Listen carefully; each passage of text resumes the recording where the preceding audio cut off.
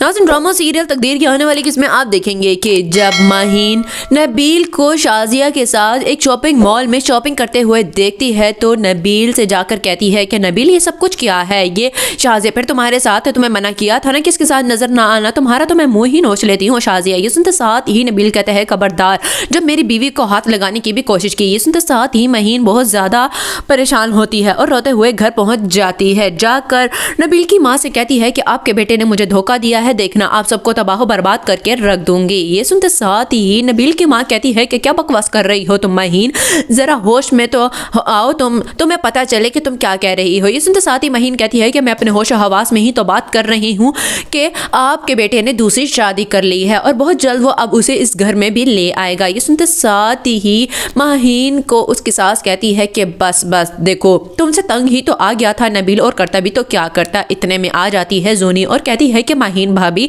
वैसे बड़े ही अफसोस की बात है, जब आपका अपना घर टूटने पे आया तो आपको इतनी ज़्यादा चुभन हुई और दुख हो रहा है, जब आप दूसरों का घर उजाड़ रही थी तब तो आपको कुछ भी नहीं हो रहा था। ये सुनते साथ ही कहती है माहीन की सास कि क्या बात कर रही हो जूनी बेटा, तुम्हें पता भी है कि एक तो माहीन पहले ही दुख में है और ऊपर से तुम इस तरह की बातें तो क्यों उसको तंग कर रही हो। ये सुनते साथ ही कहती है जूनी कि अम्मी जान, आपको नहीं पता कि मेरा और साथ का ताल्लुक भी इस माहीन ने ही तो ख़राब करने की कोशिश की थी और अब ये असद भाई के पीछे पड़ गई है। जल्द अज जल्द आप असद भाई से कहें कि वो रोमी को वापस ले आए।